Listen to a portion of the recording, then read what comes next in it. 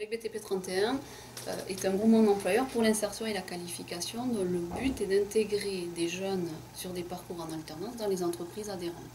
Nous sommes l'employeur, nous proposons donc des contrats longs pour des jeunes en situation d'insertion professionnelle où on allie de la formation à des périodes en entreprise.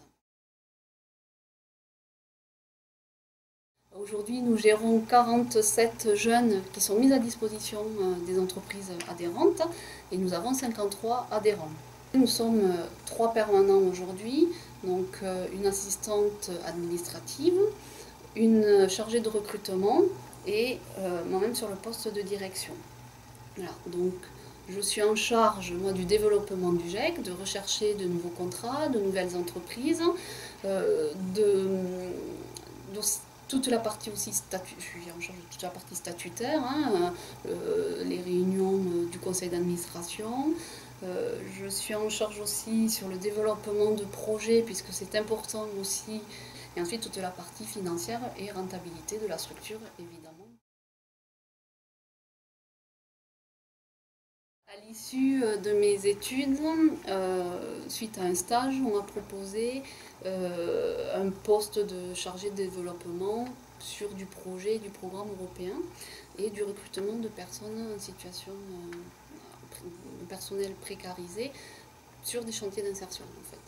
À l'issue, au bout de 6 mois, le directeur a démissionné pour des raisons personnelles et on m'a proposé le poste de direction. Et à 23 ans, ce n'est pas évident aussi d'apprendre à manager du personnel beaucoup plus âgé qui a déjà développé des compétences, une lourde expérience, où c'est que voilà, on arrive sur un poste sans trop d'expérience, mais avec, je dirais, un peu de tact et puis en restant très humble, on arrive à faire passer des choses. Et dans les difficultés aussi au départ sur ce poste-là que j'ai eu, c'est la méconnaissance en fait aussi du secteur du BTP où il a fallu apprendre. Donc quand on est un peu curieux, persévérant, qu'on aime ce qu'on fait, mais on va chercher l'info, on se renseigne, on s'entoure de personnes qui peuvent nous apporter des apports techniques, des connaissances. Et ensuite la formation, je trouve que c'est important de se former tout au long de son parcours professionnel pour se maintenir à niveau et pouvoir être force de proposition aussi. Et effectivement, j'ai donc 2 petites filles et il fallait trouver je dirais, un moyen aussi de garde et de gestion de la vie familiale. Et nous avons décidé avec mon conjoint que ça serait lui qui prendrait les congés parentaux.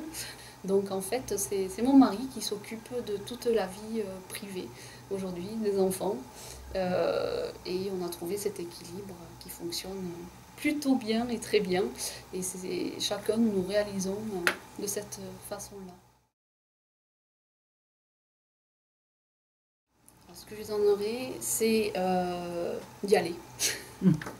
Allez-y, parce que c'est fabuleux, c'est une fabuleuse histoire. Et ensuite, c'est